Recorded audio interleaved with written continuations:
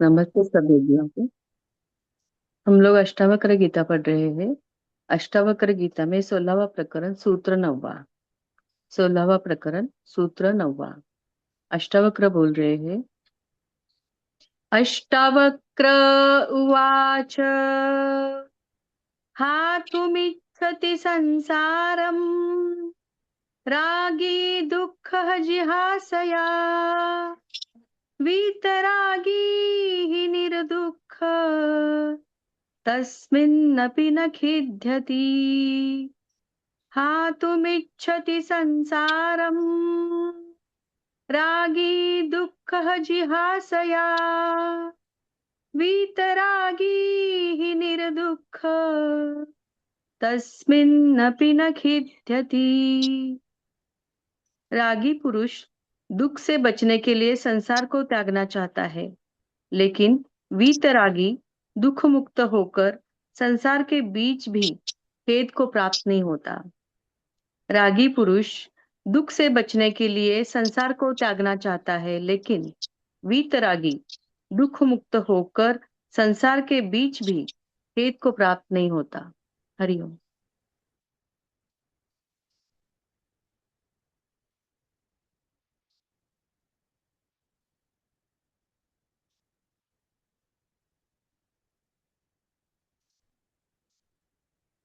हर इंसान की कहानी एक ही जैसी होती है जब तक वो ऐसे सुंदर सुंदर सोच से परिचित ना हो। खुद को पहचानने के लिए ऐसे महानुभव की ऐसे सोच से हमें अपना खुद का दर्शन होता है। ये श्लोक ये सब है जैसे एक आईना है। ये जितने सब बड़े बड़े कालजयी स्तोत्र है, कथा है, श्लोक है, वो हमारी आईना है। हम कहाँ। तो ये जो संसारिक विषय में हम अपने आप को उलझा देते हैं, बिल्कुल उसमें डुबकी लगाकर उसके वहां से निकलने की कोशिश भी नहीं करते हैं, तो उसका अंत क्या होता है? इसका अंत ऐसा होता है कि दुख, यानी विषय से दुख भरता है। दुख से फिर मुक्ति पाने की इच्छा होती, फिर विषय के अंदर हम डुबकी लगाते हैं, फिर इस विषय में सिर्फ दुख और उलझन मिलती है। फिर उस दुख से मुक्ति पाने के लिए फिर हम दिशा ढूंढते रहते हैं।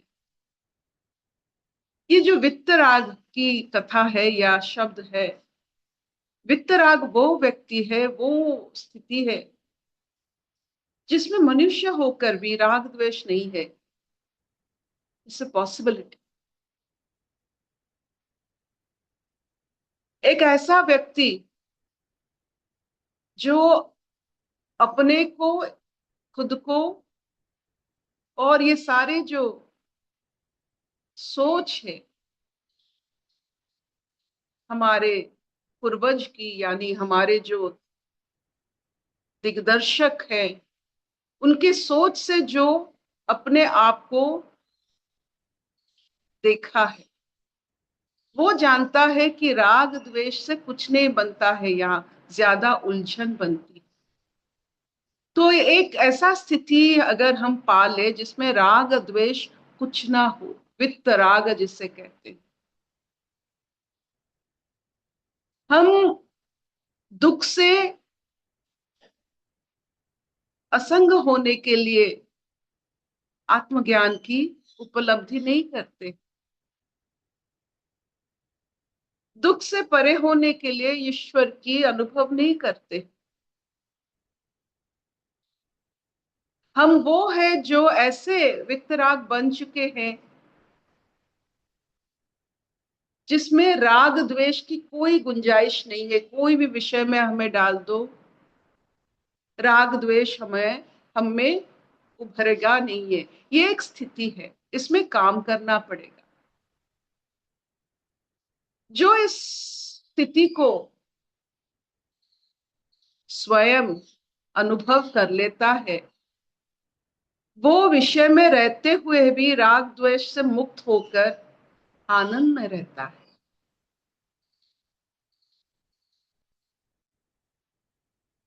विषय से अपने आप को वो अलग नहीं करता है, विषय में उसे कोई दुख नहीं मिलता है। वो एक ऐसा स्थिति है कि जब इस संसार में कहीं भी आप वितराग की जो स्थिति है उसे अगर आपने छू लिया, पा लिया, अपने आप को देख लिया उस आईने में, अब कुछ भी विषय में अपने आप को उलझा दो, आपको उलझन नहीं होगी, उससे दुख कुछ नहीं मिलेगा। You are immune from all this. ये एक स्थिति है जो खुद को करना पड़ेगा। कैसे? जान कर कि जैसे हमें लगता है कि क्रोधित होना, द्वेष, राग, ये सब जैसे मनुष्य की एक आदिम प्रकृति है, नहीं। मनुष्य का प्रकृति हर समय बदलता रहता है, हर दिन बदलता रहता है। योनि की जरूरत नहीं पड़ती है कि एक योनि से दूसरे योनि आएंगे तब जाकर इवॉल्व होंगे, नहीं। मनुष्य होने के बाद जब हमको पहचान हो जाती है आत्म भाव की, हमारी इवोल्यूशन हर वक्त होता है, बहुत चंचल इवोल्यूशन होता है। ये आत्म भाव में इतना जोर इवोल्यूशन होता है कि ये सब जो होता है एक,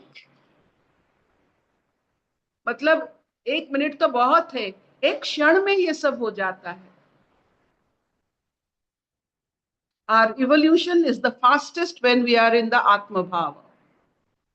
नहीं तो मरना पड़ता है, योनि बदलना पड़ता है इवोल्यूशन के लिए। लेकिन एक बार हमने आत्म भाव में आ गया, इवोल्यूशन बिकम्स फास्टर। तो उस इवोल्यूशन में एक कहानी होता है वित्त राग की, जिसमें हम विषय में रहकर हमें कुछ दुख नहीं होता है, किसी पर इतना मोह नहीं आता है, अति भाव में हम कभी फंसते नहीं। जो व्यक्ति आत्म भाव में रहता है उससे यह सब अनुभव होता है। तो जो व्यक्ति इस श्लोक को आईने की तरह देखता है कि ये मुमकिन है,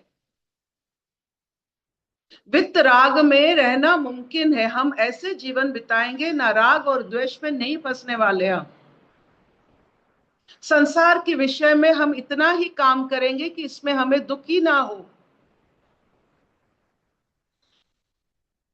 जैसे हम लूडो, कैरम ये सब खेलते हैं, सबका एक रूल होता है। ये संसार का रूल होता है वित्त राग। ये मनुष्य का खेल है। जब आप ये समझ लोगे कि हम सब करेंगे बिना राग द्वेष की, तो आप जान लेना कि आपकी जो ये इच्छा आपके अंदर से आ रही है, आपकी आत्म भाव की निकट से आ रही है, आपने आत्म भाव को अनुभव किया है। नहीं तो ऐसी इच्छा नहीं आती है। ऐसे इच्छा कीजिए, जैसे आपको इच्छा है चाय पीने के लिए, वैसे इच्छा बनाइए वित्त राग के लिए। हम सब कुछ करेंगे, संसार की उलझन में अपने आप को जरूर डुबाएंगे, लेकिन बिना राग द्वेष के निकल के आएंगे। जब ये हमें आ जाती है, बार बार आप अपने आप को ये एक्सपेरिमेंट कीजिए। जब आप ये सिद्ध कर लेते हैं, आप एक स्थिति में बन जाते हैं। और इस स्थिति, जो जिसने इस स्थिति को प्राप्त किया है, उसको बहुत मुक्त लगता है इस संसार में। वो मुस्कुराहट, हर चीज को मुस्कुराहट में बदल सकता है। करके देखिए कि सब कुछ करेंगे बिना राग द्वेष, सबके साथ बात करेंगे, सबकी उलझन में हम जाएंगे और निकलेंगे बिना राग द्वेष। This is a practice. करके देखिए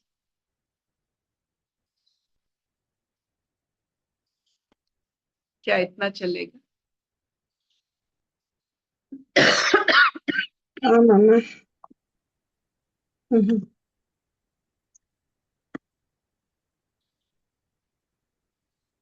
सफेद कपड़े जो पहनते हैं,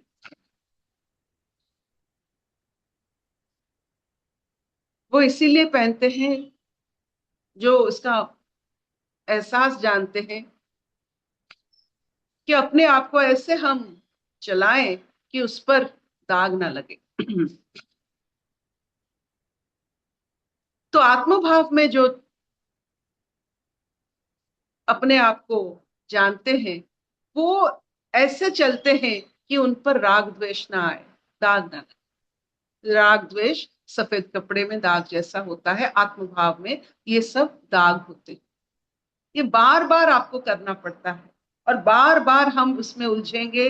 थोड़ा बहुत राग द्वेष आएगा, फिर अपने आत्मभाव में आएंगे, थोड़ा बहुत काम करेंगे, फिर उलझेंगे, फिर एक ऐसा स्थिति हो जाएगा कि आपकी कोई फर्क ही नहीं पड़ेगा। जब आप कोई भी सांसारिक विषय में रहेंगे आपको कोई फर्क ही नहीं पड़ेगा, क्योंकि you will not react, you will only respond. ये जो रिएक्शन होती है ना, इसमें हमारा बहुत नुकसान होता है। पशुओं की जैसे उनको एक कुछ भी कर लो, दे रिएक्ट वृत्ति के अनुसार, प्रवृत्ति के अनुसार, प्रकृति के अनुसार।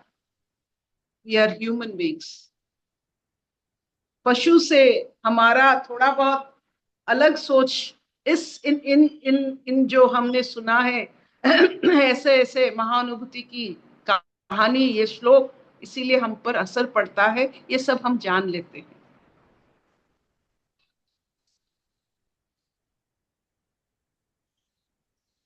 अशतो मां सद्गमय, तमसो मां ज्योतिर्गमय, मृत्युर्मां अमृतंगमय।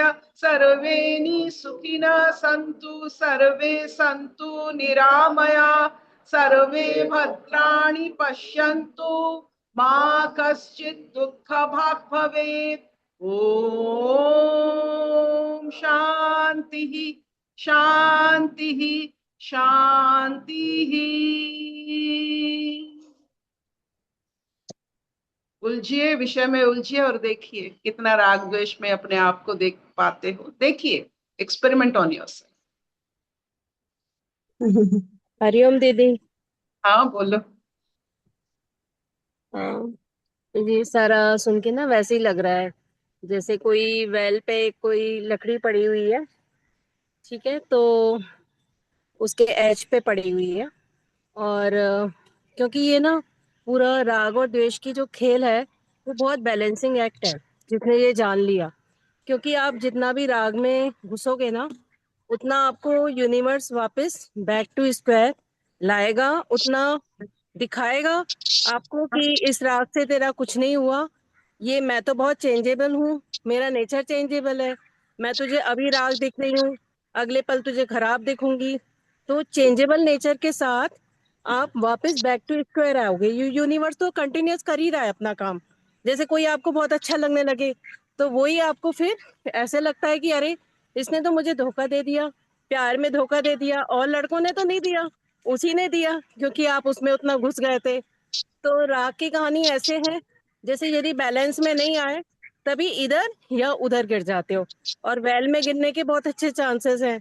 तो इसीलिए उन्होंने बोला कि यदि आप राग में हो गए हो तो दुख से घिर जाओगे, और जब दुख में घुस जाओगे तो फिर दुख से निर्वत होने के तरीके ढूंढोगे। लेकिन जो बैलेंस में है वो कुएं के एज पे तो बैठा है। ये संसार क्या है, जलती आग है, कुएं के एज पे तो बैठा है, लेकिन ना वो इधर जाएगा ना वो उधर जाएगा। मतलब उसका इतना बैलेंसिंग एक्ट है, और एक्चुअली यूनिवर्स आपको पूरा बैलेंस कर ही रहा है। यदि आप थोड़ा भी, जैसे आपने आम खाए, जैसे अभी मेरे बेटे ने सुबह बोला, मैंने कहा मैंगो खा ले, कहता नहीं फिर पिंपल्स हो जाएंगे। तो कहने का मतलब यूनिवर्स आपको हर वक्त दिखा रहा है कि तू किसी में घुस के तो देख, वापस आना ही पड़ेगा तुझे। लेकिन जो ज्यादा घुस जाते हैं उसको अभी उतना नहीं पता, तो फिर वो दुख से घिर जाते हैं, फिर सोचते हैं मैं कैसे कैसे करके यहाँ से निकलूं। तो सारा ये अपना नेटवर्क वो खुद ही बनाते हैं, और वो मकड़ी की तरह फंसते जाते हैं, फंसते जाते हैं। लेकिन जब सत्संग में आप बैठते हो तो धीरे धीरे आपको वापस वापस अपनी तरफ आने का मौका मिलता है, अपनी तरफ आने का चांस मिलता है, और आप सच में निकल भी जाते हो वहां से, उबर जाते हो वहां से। जैसे कि कोई दुख है, वापस आ गए, राग है तो पता चल जाएगा, अरे 4 बिल्डिंग है तेरे पास, क्या करना है तुझे, सफाई करनी है, क्या होगा, कौन कौन से नाम में प्रॉपर्टी लिखी हुई है, क्या करना है, मरने के बाद सब बराबर, पीछे से लड़ाइयां ही होनी है। तो सब चीजें धीरे धीरे पता चलती जाती हैं, तो आपको ऑटोमेटिकली आप बैलेंस में आ जाते हो। यूनिवर्स तो बैलेंस कर ही रहा है। आप और तेजी से, जैसे आपने बोला आत्म भाव में थोड़ा सा आपकी प्रगति, मतलब जो स्पीड है फास्ट हो जाएगी, नहीं तो फिर मरना पड़ेगा। तो आत्म भाव में आपको पता चल जाता है बिफोर मरना। तो इसीलिए सत्संग में कहते हैं कि जीने से पहले मरना सीख ले। आप एक बार मर गए तो एक एक सेकंड आप जी रहे हो, एक एक सेकंड आपको लगता है अरे ये मेरा एक सेकंड वेस्ट क्यों हो रहा है, एक सेकंड वेस्ट क्यों हो रहा है, नहीं तो क्या है पूरा दिन आपका वेस्ट हो जाएगा, आपको पता भी नहीं चलेगा। यहाँ क्या होता है कि आपका एक एक पल वैल्यूएबल हो जाता है, लेकिन मरने के बाद। तो बस मैं यही कह रही थी। बहुत थैंक यू बढ़िया। सुनने के लिए, थैंक यू सुनने के लिए पेशेंटली। नहीं, बहुत बहुत मैं इसमें भी बहुत बोल सारी चीजें आपने गीतू, बोली। मैं भी कुछ बोलना चाहती हूँ। हाँ, बोलिए बोलिए। मैं ये बोलता हूँ कि कोई अपसेट, कोई आउटसाइड वर्ल्ड, उसका कोई और एनी इंसिडेंट, वो जयफुल नहीं होता है कि सरफुल नहीं होता है। ये हमारे अंदर हम कैसे परसीव करते हैं, हम उसको कैसे ग्रहण करते हैं, हमारी खुद का क्वालिटी इसमें है। और ये होता है कि हम सारे मनुष्य, हमारा, हम जब ठहर जाते हैं तो अपना एक सेल्फ टॉक भी होता है। वो सेल्फ टॉक जो होता है, वही अगर स्थिरता में आ जाए, सेल्फ अबाइड, तभी हम सही, राग देश कुछ भी हमारे हमारे मन में नहीं आता है। तो हम खुद ही रिस्पॉन्सिबल है इसी तरह बिल्कुल अपना बिल्कुल। पकड़। हम्म, बिल्कुल, इतने सुंदर सुंदर आईना है हमारे जीवन में, हम उसे समझ हम्म, सकते हैं। इन हम्म, आईने के सामने जब हम खड़े होते हैं, अपने आप को देखते हैं, तो सही अक्ष अगर दिखता है, तो हम में बहुत बदलाव आएगा। इस बदलाव के कारण मतलब चारों तरफ आप देखोगे कि आपके जीवन में इतने अनुभूतियां बढ़ेंगी कि आप सोच भी नहीं पाएंगे। You will never get bored of yourself. ये जीवन अनुभूति से भरा हुआ। Allow these experience to happen. आपको समय ही नहीं मिलेगा कि इतने सारे अनुभूतियां। You will never get bored. Thank you.